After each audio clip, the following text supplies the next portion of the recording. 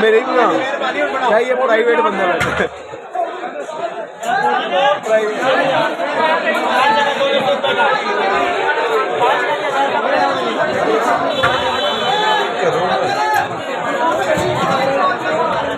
को ले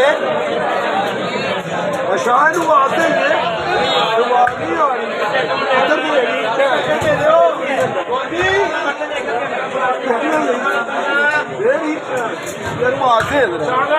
नहीं आ रही